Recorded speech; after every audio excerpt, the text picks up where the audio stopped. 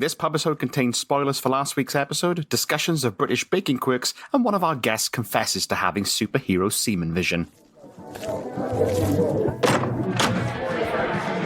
So here we are in the Soggy Bottoms Up pub, where almost everything they sell is gin or gin-based. So we've had to smuggle in our own drinks, and there's a massive picture of Mary Berry on the wall. There's bunting, everything smells like cake, and there's the vague smell of shit against the wall. I think that might be Paul Hollywood trying to sneak in. But anyway, we're here having a little bit of a drink and a chat about the room we did last week. But first, it's my round, so who's drinking what? So I'm Gord, which is half of Review of the Room, and I am drinking a hot chocolate because it was cozy and I finished my beer and I just burned myself.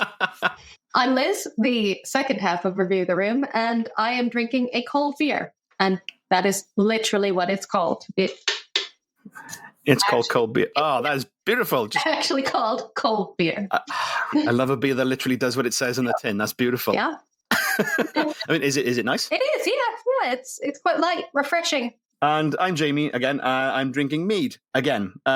This one is one I got reduced because I'm a cheapskate. It's called Thor's Mead by Horns of Odin, and I primarily got it for the label, which has got fucking Thor's hammer with lightning and shit on it. I'm a sucker for a good label. And so I have a very quick spoiler warning for last week's episode. Obviously, we're going to be getting into the weeds with, I don't know what I'm going to call last week's episode. Mary Berry's shitfest. Let's call it that.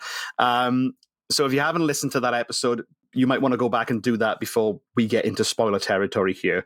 But quick recap of that episode. So Gord and Liz found themselves trapped in the bake-off tent under the machinations of Paul Hollywood and were forced to make a cake using Mary Berry's secret recipe. But to do so, not only did they have to decipher the recipe, they had to find the ingredients, and in doing so, unlocked a kidnapped and drunk Mary Berry herself. But thankfully, due to some liberal application of cocaine, coffee, and super MSG, sobered her up in time to lace the cake with laxatives and cause Paul Hollywood to have a little bit of a shitty pooey meltdown. So well done to the both of you. You did it with like 20 seconds to spare. So very well done. Shit. God, thank you.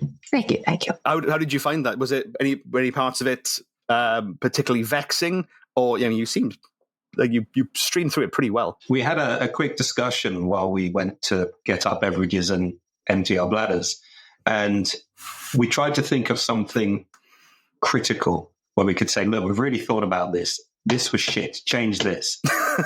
And we didn't come up with anything. No. So I think that's a good sign. And it's always hard to picture these things, but this time I learned and I took down better notes in my wonderful notepad. And so the notes helped. But I like the simple nod to escape room puzzles, like the basic thing of counting the letters, which I nearly did and I didn't do. Mm-hmm. And I like that. Yeah. And that's why you got to, for fuck's sake, when you directed us back to it, because it was right there in front of us. That surprised me because I put that in, that sort of that indexing puzzle. I thought, oh shit, like they're going to see through that immediately. Like that's Escape Room 101. You've done so many rooms. You've probably seen this puzzle so many times. I need to do something that's not lock-based. Stuff like that, when you've done so many rooms, is stuff that you just kind of take for granted and then forget about. But I think it's also that you put in the blanks at the end. Mm. So instantly you're focusing on the end, and that's what you're trying to solve. Yeah. So why would there be two puzzles within one puzzle? Yeah. So that's true. And that's probably, I think, a bit of a no-no on my part, because like no escape room worth their salt would reuse his puzzle components. Yeah. Like once you're done, you leave it to the side and you go. So yeah, that's my bad for cramming a double puzzle in one thing. Because under escape room logic, that's what you do. And the bit that I thought might give you a bit more trouble, that sort of sequencing puzzle with the drawers, you got pretty damn quick. Like as soon as you got that little message on the fridge, you realized within like less than a minute what that meant, and you translated that and you were away. And that was not an issue for you whatsoever. That was all Liz. She worked out what it was. I was getting hung up. I thought it was like the positioning of the induction hobs, like back right, but then PL was like clumps left. I love how much credit you're giving me, but literally all I figured out was that B was blue and P was pink. I'm colorblind, so that helped me. My issue there. Until you were actually doing the thing with the drawers, my brain did not compute that BO was actually blue oven. Mm. Which is why I was just sitting here looking like a vacant toad. I had no idea what was happening. That's an interesting point, though, about the colorblindness. So, like, obviously, in an escape room where you've got like the visual aspect of it, that's going to be an issue. But yeah, does it come up often in sort of like other formats that aren't live escape rooms? Do you come across sort of color puzzles often?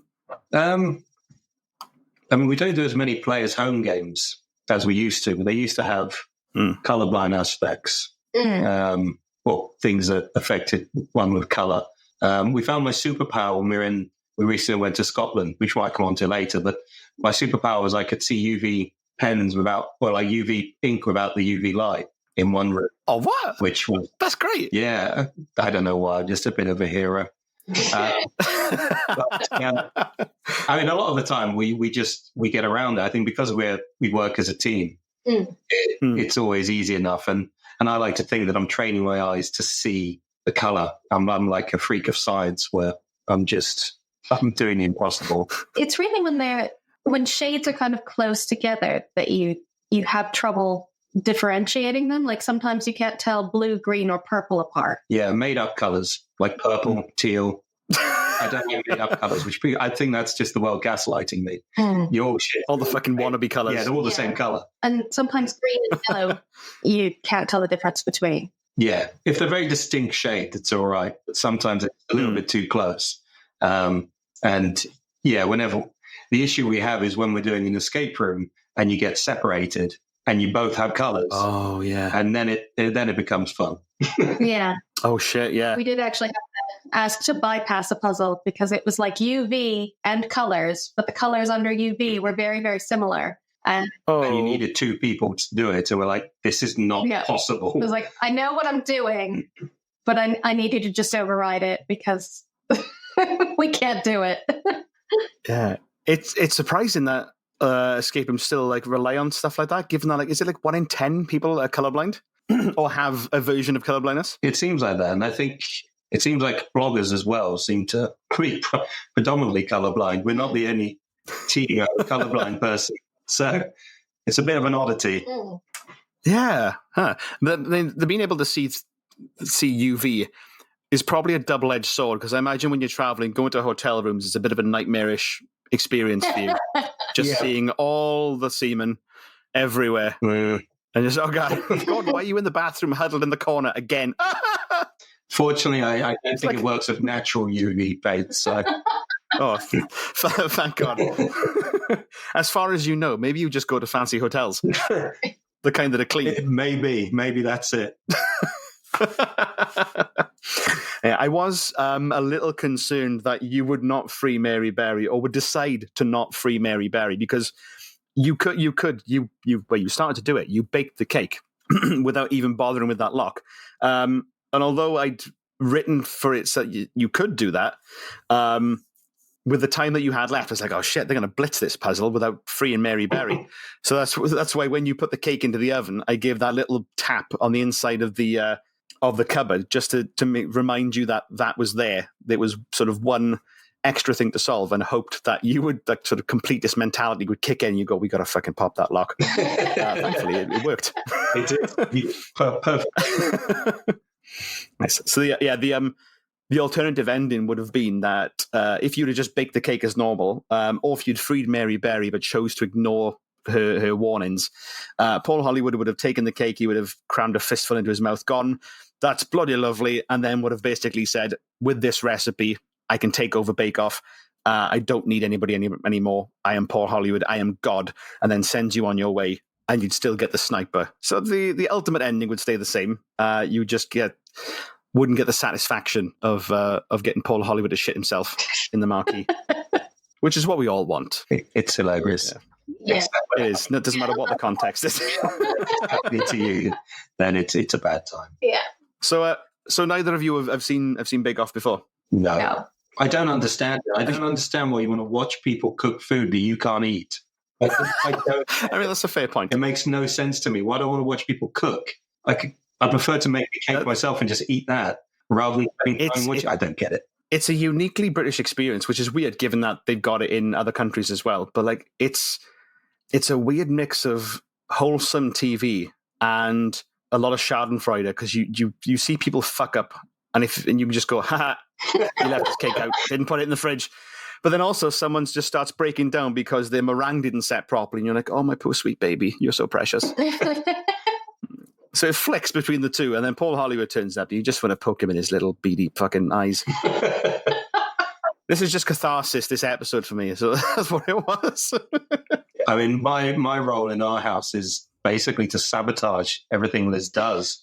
So we went away to an escape room cottage for the weekend, which was lovely. And we took away some ingredients so that we could bake stuff. And then we brought them back. And they remained in the kitchen for the best part of a week. And I was like, this is annoying now. I'm going to put them away. And what I accidentally did was I added the salt to the sugar. And I didn't realize. And then Liz was kindly cooking pancakes a couple of weeks later. And she tasted the batter and said, this isn't right. It's too salty. So she added more sugar, which wasn't sugar. And it got saltier. And so that's what I do here. I just sabotage Liz by putting salt in the sugar. Fortunately, we added it after all the tradesmen had been, so I didn't serve any tradesmen a salty cup of tea. Yeah. Oh, yeah, that's the ultimate insult. That's just like a complete fuck you. Yeah. Oh, my God. Rather than fitting our carpet, they probably would have shit on the carpet if I'd done that. and then fit the carpet over it so that you would never find the source of the smell. Revenge is a dish best served brown. So you went to an escape cottage. What was that like? It was nice. It was a good experience. We were there for 2 nights, and it was in Tewkesbury, which is just a lovely village. That's probably a town. It was big. And they said it would take 11 to 12 hours of puzzling, but we were a very hardcore group, so we just... Yeah, perhaps a bit aggressive in our solving. Yeah, but it was nice. It was odd. You know, when you go into an escape room, you want to explore everything. You want to see everything. And every time you went somewhere new, you found more things, and you don't know what was part of the house and what was part of a puzzle. And it was lovely. There needs to be more experiences like that. I wholeheartedly agree. I mean, I'm guessing you could leave the cottage whenever you want. Yes. Because that'd be weird. Like, is this a sex thing? What am I doing here? I've paid money for this now. I better get involved. Zip. Maybe that's just me. So I'm guessing so the entire house had like puzzle elements. I'm guessing like paintings on the walls, random decorations and ornaments and stuff like that. Basically, there was a bit of everything. Some of it was just pure art. Some bastard had stuck googly eyes on a picture, and it scared the shit out of me. Understandably. It was just bloody scary. And I'd say all rooms had something. Even the bathrooms had something related to a puzzle. Yeah. So just everywhere you looked, there was something, and you didn't know whether it was needed or not. Yeah. Ooh, that's going to be interesting. And what was your escape time again? I think we worked it out as about 6 to 6.5 hours of puzzling. Yeah, I think. Nice. When did we arrive? Something like... We arrived about 8 p.m. 8 p.m. we started. Yeah, and then we... Went until about just after midnight. Yeah. And then the next day we just kind of leisurely... Yeah, we baked a cake, fortunately, without... Yeah, without the sugar. Fucked up sugar, yeah. Cool. And explosive diarrhea glaze. But I think we were all over in Sunday by 1:30 on the Saturday. Yeah. Wow. It was just a nice leisurely experience. And it was nice because we finished a bit early. We had time just to chill out and play at home games. I love it. That's great.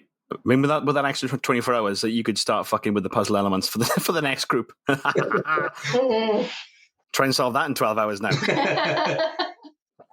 I definitely agree. More Airbnbs and things like that should just put stuff into their house. Like, even if it's just like a little mystery or something just to explore. Yes. That elevates any experience. Like, the rest of it could be shit. Could have rats in it. But there was a secret passageway that I found. And that was banging. There's one we want to do out in Joshua Tree in California.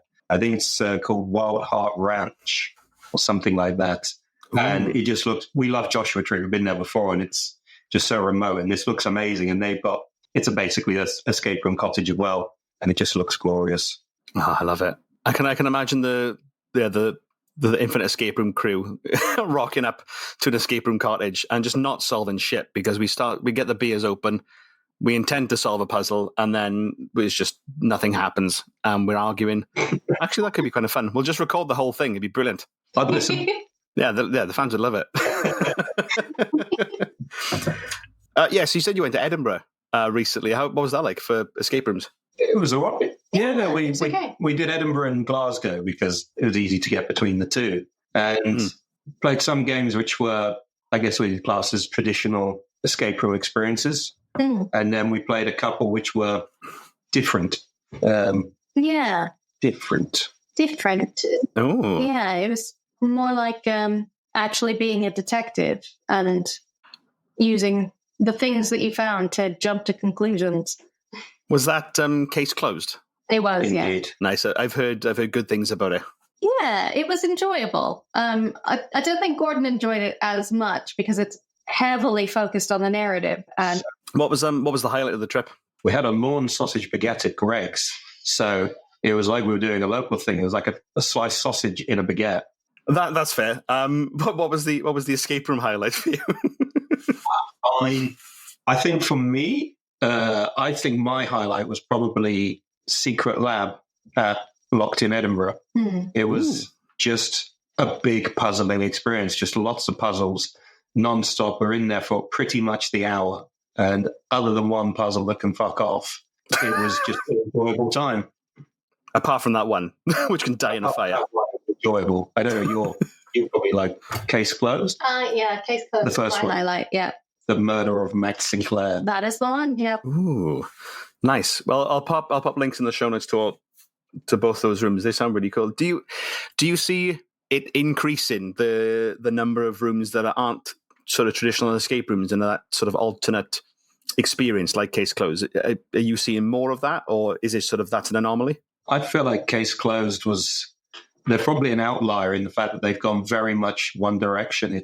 They've taken away the puzzle layer. There are puzzles, but they've taken that away massively, and they're heavily focused on the narrative. I think escape rooms, particularly horror escape rooms, are big going that way. Stay in the dark in Dark Park.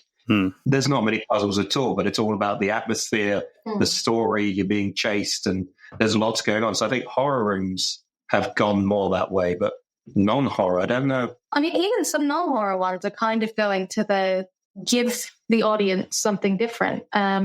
Was it the Great Ludini in Wakefield? In Wakefield. Yeah. We got a full-on magic show. And I had no idea how they did some of it. It was absolutely incredible. Yeah.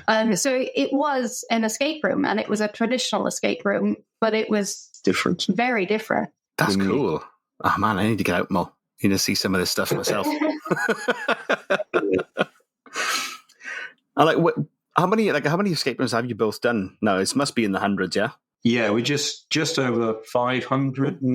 Have we hit 500? No. Yes, we did. Did we? Yes, that was bloody Escape Quest in Macclesfield. Oh, fuck's sake, I forgot. Yeah, we're probably about 510, 515, something like that. Nice. And then play-at-home games, and all of those are a few hundred as well, but we count those separately. Yeah, that's a hell of a body count. Have you noticed any trends that certain rooms are leaning towards, like some of the newer rooms? Is it the same old, or are people like going for particular themes for stuff that's opened recently, or anything you've noticed like that? I think it depends on the venue. Yeah. And it depends on the type of owners. Because some owners, they want to keep on pushing and they want to do something bigger and better. And so with some, I think we played some in likes of Amsterdam, Athens, and places like that. And you see what they can do because of things maybe not Amsterdam, but Athens. Rooms are cheaper to run, so they can have multiple actors and things like that. And there's companies in the UK, we know of one who's opened up a new horror game, and they were heavily inspired by what they saw in Athens, and they're trying to bring that to the UK. And I know someone else who runs a few companies, I think now up north. He played a game in Montreal and said it was just amazing. And I know they're trying to bring aspects of that over here. So I think there's I think people are traveling more and realizing they can do more, and it's just making it an immersive experience. It's a bit of a cliche, but yeah, we talk about immersiveness a lot in escape rooms, but it's very rare to find one that actually makes you feel like it's no longer a game. Yeah. But a lot of particularly outside of the UK, they're really merging the story with the puzzles. It's not just solve a puzzle for a 4-digit code to open a lock to move on to the next thing. There's a reason for doing this. And the UK's been doing that for a little while as well, but not everybody's been doing it. Right. And not everybody who's opening new games is doing it. It does seem that the UK is seems to be lagging behind in terms of innovation compared to rooms on the continent and in the US as well. Is that the case? Yeah. I wouldn't necessarily say it's the case, but the UK market seems to focus very heavily on the puzzles. The new games that seem to be opening up quite a lot that people really talk about in the UK are just heavily focused on the puzzles with very little narrative. And they're what I would call a collection style game where you just have to solve as many as you possibly can. And those are the ones that the UK market is going nuts for, where they will keep you there for the full hour, and probably you won't be able to solve everything there.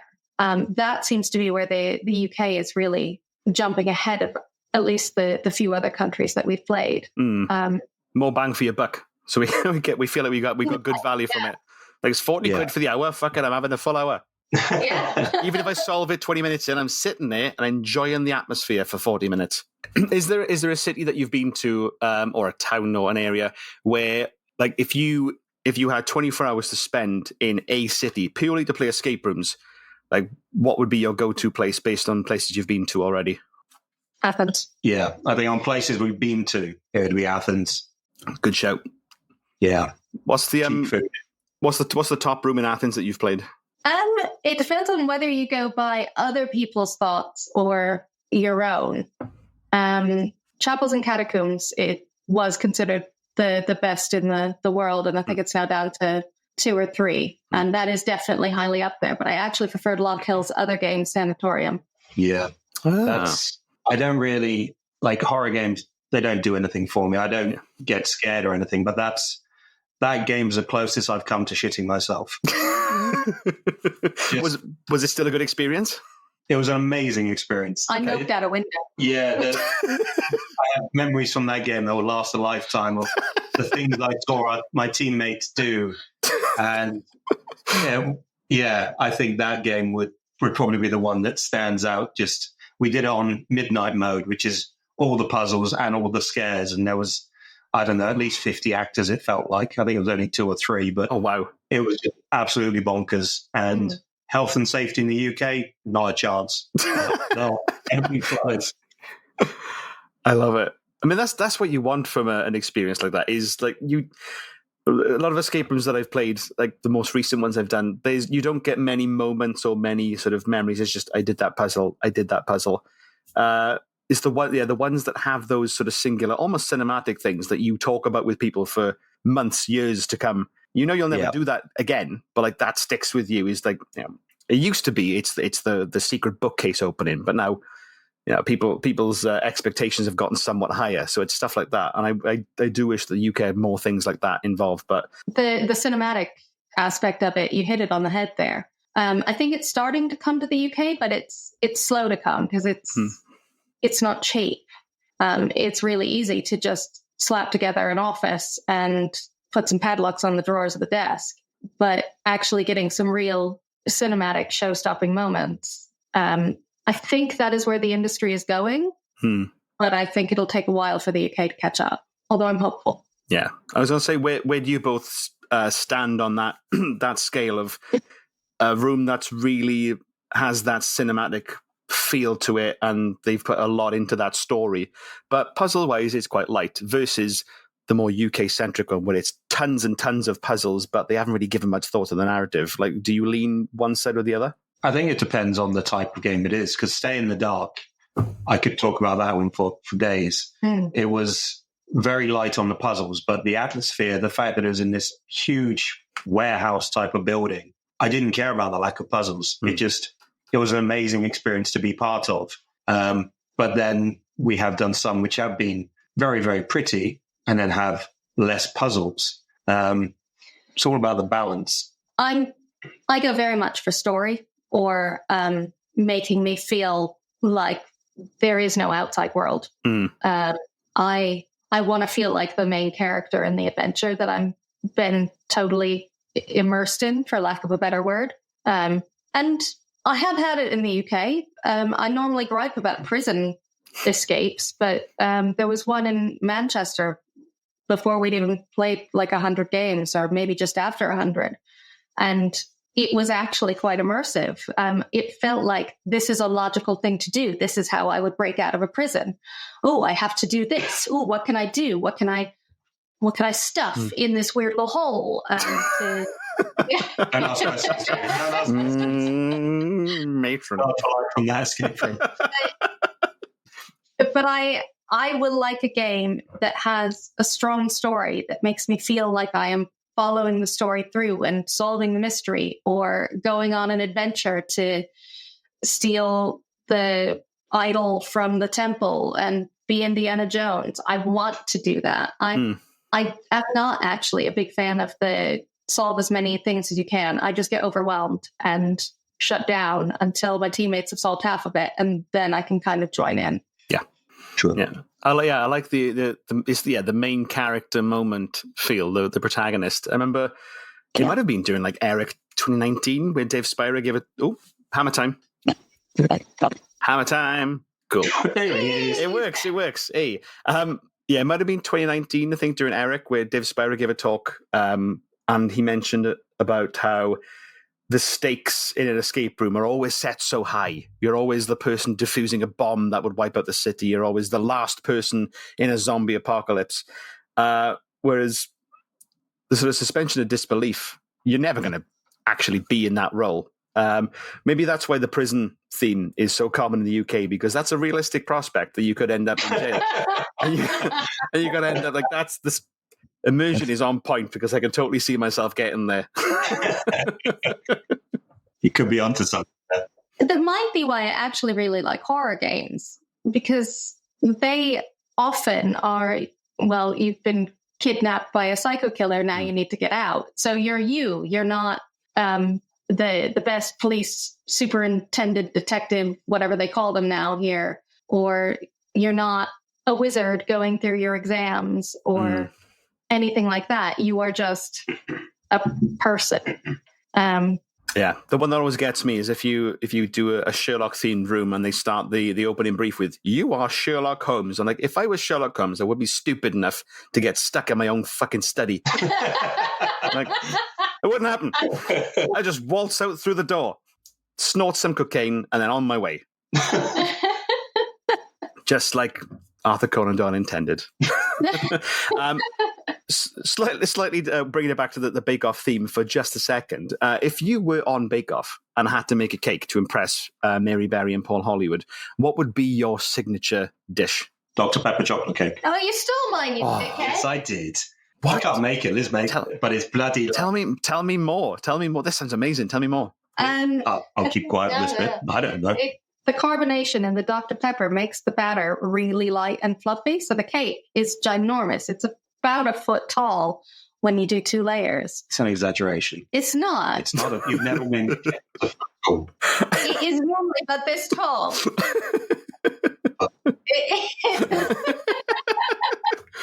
We have disagreements on size. By your ideas, this will be a foot, so actually I'd be making it 3 feet tall. If you're willing to share the recipe, I would love to put it in the show notes, mainly so I can fucking make it, because that sounds banging. Yeah, of course. It's a good cake. We'll send over the recipe to you. Epic. Yeah, I'll have to do some translation because it's in an American format, so okay, with cups instead of normal things like grams. Using colonial measurements. I see, the old school. Yes, which is fine, except that a British cup is 10 ounces and an American cup is 8 ounces. Really? Yep. Wow. I mean, not to go with the stereotypes, but I always assumed that American sizes were generally bigger, hence the portion sizes of like soda and stuff like that. It took me about a year to figure out why nothing I was making was turning out right.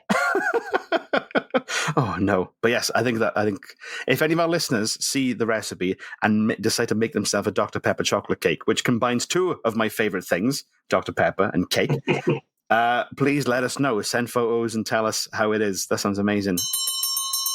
I do believe that the barman at the Soggy Bottoms Up is calling time and is currently flinging lacy doilies at all the clientele to get them to get the fuck out of his pub. So before we go, I would like us to go around the room and just give a cheeky recommendation to our listeners of something you've experienced, listened to, watched. It's just something cool for folks to check out.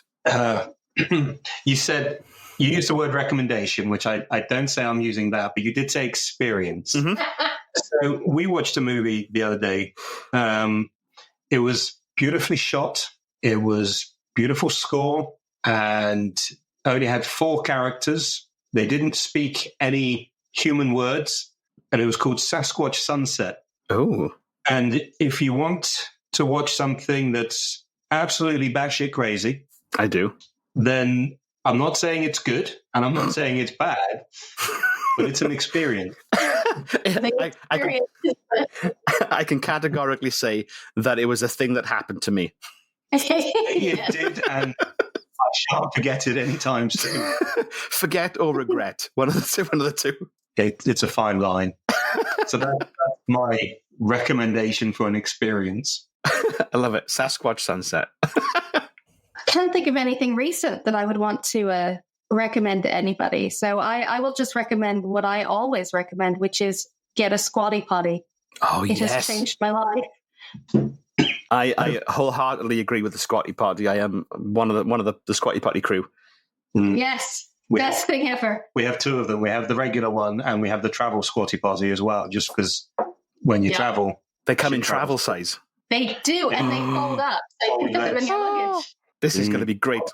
Yeah. My bowels thank you for this information.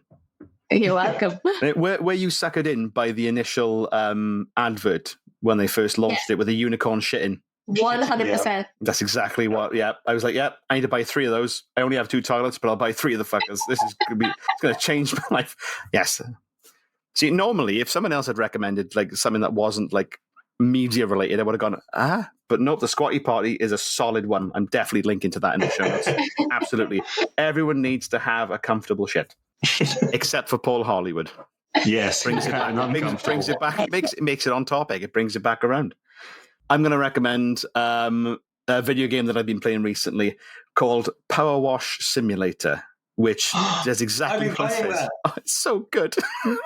It's stupidly addictive. It's more fun than actual power washing. It is, and power washing is pretty damn satisfying, but I can do it without leaving my chair, which is great. It's such a cathartic experience as well. And it's weirdly relaxing. It's like I play it before I go to bed. Power washing simulator. We'll put all those recommendations in the show notes. Please check them out. Let us know if you actually try them, because otherwise we're just talking about stuff that you don't care about, and that makes me a bit sad. There we are.